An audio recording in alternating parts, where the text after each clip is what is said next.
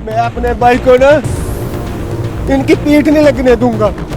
मैंने आपसे बार बार बोला, मैं भीख मांग के भी इनका घर बनवाऊंगा, चाहे कुछ भी हो जाए।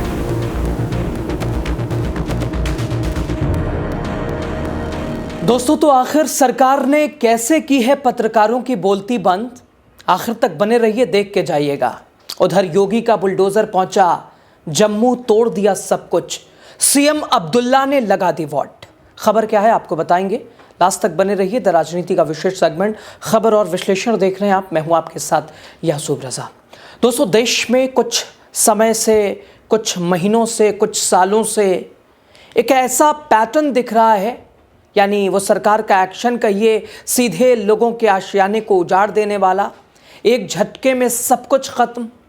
उत्तर प्रदेश से योगी बाबा ने शुरू किया ये बुलडोजर एक्शन, अब मैसेजिंग के तौर पर मध्य प्रदेश, राजस्थान, उत्तराखंड, अभी हाल बिहार में देख लीजिए। नई सरकार बनी है, एक बार फिर 20 साल वाली सरकार को लोगों ने फिर मौका दिया है, नीतीश और भारतीय जनता पार्टी की सरकार। और सरकार बनते ही एक्शन में ऐसे सम्राट चौधरी और पूरी बीजेपी बुलडोजर स्टीयरिंग सीट पर बैठ के दलितों के, गरीबों के घरों को तहस नहस कर दिया गया, तोड़ दिया गया, दुकानों को तोड़ दिया गया, सब कुछ बिखेर दिया गया, जिंदगियां छीन ली गईं, बच्चों के सिरों से एक तरह से साया छीन लिया गया, उजाड़ दिया गया। और अब यही कार्रवाई दोस्तों जम्मू कश्मीर तक भी पहुंच गई है, और वो भी जहां चुनी हुई सरकार है।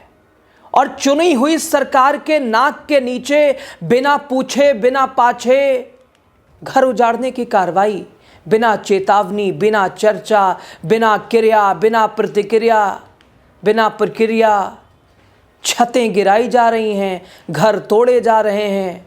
और सबसे बड़ा सवाल, क्या कानून का डंडा सब पर बराबर चलता है या सिर्फ कुछ खास पर, कुछ विशेष पर?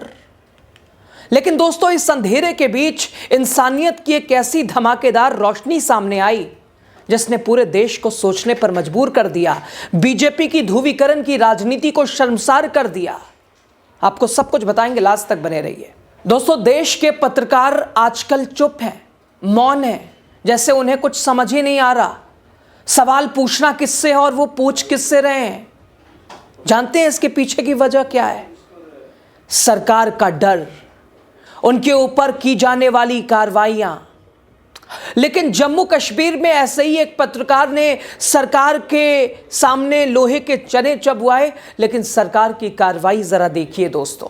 और शायद इसी डर से, इसी खौफ से पत्रकार सच को सच बोलने से भी डर रहे हैं। पत्रकार का कलम अब वही लिख रहा है जो उससे सत्ता लिखवा रही है। पत्रकार वही कह रहा है जो उससे बोलने को कहा जा रहा है दोस्तों। अब वजह चाहे जो भी हो, संस्थान का चलाना हो, संस्थान को चलाने को लेकर चर्चाएं हों, संस्थाओं की पूरी क्रिया प्रतिक्रिया हो, प्रक्रिया हो, संसाधन हो, जो समझ लीजिए दोस्तों। जम्मू कश्मीर डेवलपमेंट अथॉरिटी का शहर नरवाल, जब बुलडोजर चला तो सिर्फ 3 दशक पुराना एक मकान ही नहीं टूटा, एक परिवार का आशियाना बिखर गया। सरकार ने इसे अवैध कब्जा करार दिया। इधर सरकार ने इसे अवैध कब्जा करार दिया और देखते ही देखते कश्मीरी पत्रकार अरफाज अहमद की मेहनत की सारी कमाई मलबे में दब गई, कुचल गई, बदल गई। स्थानीय लोग और पत्रकार इस कार्रवाई को चुनिंदा मान रहे हैं। वीडियो में देखा जा सकता है कैसे 72 वर्षीय गुलाम कादिर डिंग मलबे पर बैठकर रो रहे हैं। लेकिन इस दुखद घटना के बीच एक ऐसी उम्मीद की किरण दिखाई दी जो दोस्तों जिसने सभी का दिल जीत लिया। बीजेपी की उस राजनीति, उस ध्रुवीकरण वाली पर तमाचा मारकर शर्मसार कर दिया। एक तरफ पत्रकार का वो जज्बा कि साहब सच को सच बोलेंगे, सच को सच लिखेंगे, जो करना है कर लो। दोस्तों, जम्मू के नरवाल इलाके के एक हिंदू पड़ोसी कुलदीप शर्मा ने अरफाज अहमद को अपने बेटी के हाथों 1361 वर्ग फीट का प्लॉट दे दिया, दान कर दिया। और जानते हैं अरफाज अहमद का घर ये जम्मू में बुलडोजर ने समीदोज कर दिया। 3 दशक पुराना, 30 साल से ज़्यादा तक से ज़्यादा से इस वक्त की बात करें तो ये घर है, 30 साल से ज़्यादा हो गया इस घर को बने। इस घर में पत्रकार अरफाज अहमद के रहते, लेकिन जब सत्ता की पैरोकारी और सत्ता की दलाली नहीं की आपने तो कार्रवाई आपके ऊपर आ गई। और शायद इसीलिए पत्रकार डरे हैं, सहमे हैं और वही कर रहे हैं जो उनको कहने को कहा जा रहा है, मजबूरी कहें या जो भी कहें। लेकिन यहाँ अरफाज के पड़ोसी ने वो कर दिखाया जो एक संदेश है देश में, जहाँ नफरत की राजनीति चरम पे है तो दूसरी तरफ ये प्यार का पैगाम है। कुलदीप शर्मा ने कहा, मैं अपनी बेटी की शादी के लिए यह ज़मीन बचाकर मैंने रखी थी, लेकिन मेरी बेटी ने कहा पहले हमारे कश्मीरी भाई का घर बने। कुलदीप शर्मा ने कहा कि अगर ज़रूरत पड़ी तो मैं भीख मांगकर उनका घर बनवाऊंगा, लेकिन अपने कश्मीरी भाई को कभी कमज़ोर नहीं पड़ने दूंगा। ये मेरा भाई है, ये मेरा कश्मीर है। मैं अपने भाई को ना इनकी पीठ नहीं लगने दूंगा। मैंने आपसे बार बार बोला, मैं भीख मांग के भी इनका घर बनवाऊंगा, चाहे कुछ भी हो जाए। ये 5 मरले का प्लाट मैंने सोचा था, चलो बहुत कुछ सोचता आदमी, मैं आज अपने भाई को अपनी बेटी के हाथों से दिलवा रहा हूँ और रिटर्न में भी दूंगा, और मैं रिटर्न में भी दूंगा। ये 3 मरले का प्लाट तोड़े ना, मैं 5 दूंगा। सालों 5 तोड़ो, मैं 10 दूंगा। लेकिन ऐसा मत करो, जुल्म मत करो। छोटे से बच्चे को देख लो, बेचारा बैठा है, और लानत है तुम्हारे ऊपर। ऐसी सरकार हो, लानत है। हम इस देश में रह के भी बेघर हो गए। बस मैं कुछ नहीं कहना चाहता। दोस्तों, मुख्यमंत्री उमर अब्दुल्ला ने एलजी प्रशासन पर सीधे निशाना साधा है। दोस्तों, केंद्र शासित प्रदेश में एलजी की भी भूमिका होती है, और ये कार्रवाई भी साफ कह रहे उमर अब्दुल्ला कि चुनी हुई सरकार के रहते हुए बिना पूछे बिना पाछे एलजी साहब के आदेश और पत्रकार के घर तोड़वा दिए। मुख्यमंत्री उमर अब्दुल्ला ने कहा, राजभवन से तैनात अफसर बिना मेरी सरकार की इजाज़त और बिना संबंधित मंत्री से पूछे बुलडोज़र चला रहे हैं। ये मेरी सरकार को बदनाम करने की साजिश है।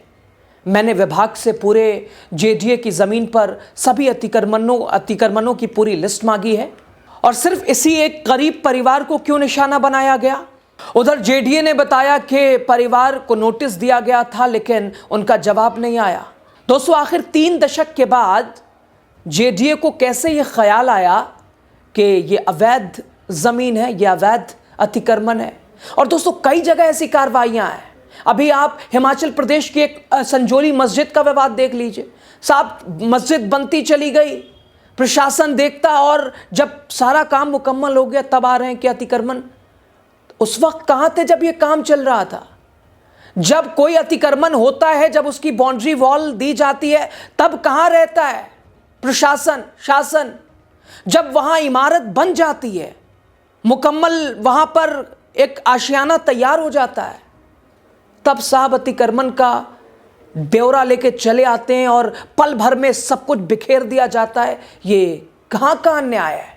वहीं दोस्तों, विपक्ष और सोशल मीडिया पर इसे एलजी की नफरत, बीजेपी की नीति का उदाहरण लोगों ने बताया, जमकर आलोचना की, बता दिया कि पत्रकार का हाल देख लीजिए क्या है देश में, देश की पत्रकारिता का स्तर क्या है, देश के वो संस्थान जो कि चौथे पिलर के नाम पे कलंक बने हुए हैं, उनकी दशा और दिशा क्या है। दोस्तों, ये घटना केवल जम्मू कश्मीर तक सीमित नहीं है, केवल जम्मू तक सीमित नहीं, बल्कि देश के कई हिस्सों में धर्म और राजनीति के नाम पर नफरत बढ़ रही है। लेकिन दोस्तों, ये भी याद रखना ज़रूरी है कि ऐसे समय में इंसानियत की छोटी छोटी मिसालें भी बड़ी उम्मीद जगाती हैं। अब सोशल मीडिया पर यूजर्स ने लिखा कि इस नफरत के समय में हिंदू पड़ोसी का ये कदम जैसे अंधेरे में रोशनी की किरण है।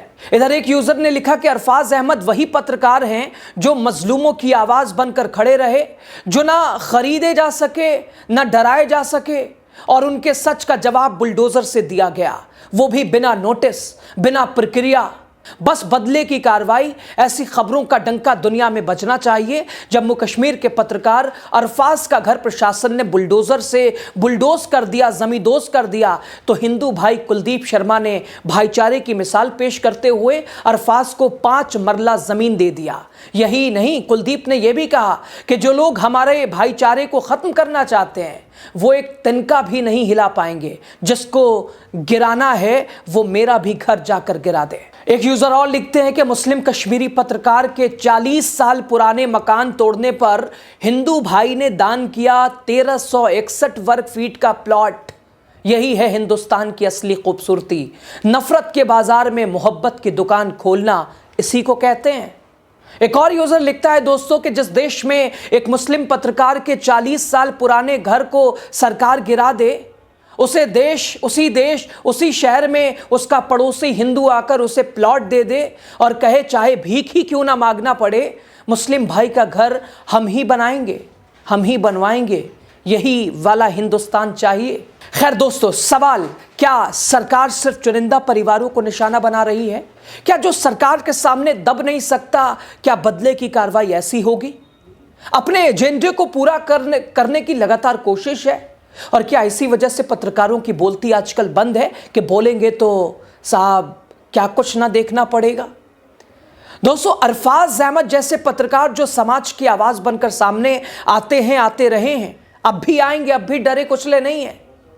क्या ये अक्सर चुनिंदा कार्रवाई और धमकियों का सामना करते हैं? उनकी मेहनत पर बुलडोजर चलाना केवल उनके परिवार को प्रभावित नहीं करता, बल्कि पूरी पत्रकारिता और लोकतंत्र की जड़ को हिलाता है। और साथ ही दोस्तों, इस कहानी ने यह भी साबित कर दिया कि नफरत की राजनीति चाहे कितनी भी बढ़ जाए, चढ़ जाए, इंसानियत और भाईचारे की आवाज कभी न कुचली जा सकती है, ना दबाई जा सकती है। और सीधे भारतीय जनता पार्टी की राजनीति पर यह करारा तमाचा है। एक तरफ बुलडोजर एक्शन पर खुशी जाहिर करने वाले और दूसरी तरफ बुलडोजर एक्शन पर अपने आप को उसके साथ खड़ा करने वाले। ये दोनों तस्वीरें एक ही देश में, एक ही हिंदुस्तान में। आपकी राय खबर पे ज़्यादा ज़रूरी, आप क्या कहते हैं बताइए। खुले दिल, खुले मन, खुले विचार से वीडियो अच्छी लगी शेयर कीजिए, चैनल को सब्सक्राइब कीजिए। मैं अपने भाई को ना इनकी पीठ नहीं लगने दूंगा। मैंने आपसे बार बार बोला, मैं भीख मांग के भी इनका घर बनवाऊंगा, चाहे कुछ भी हो जाए।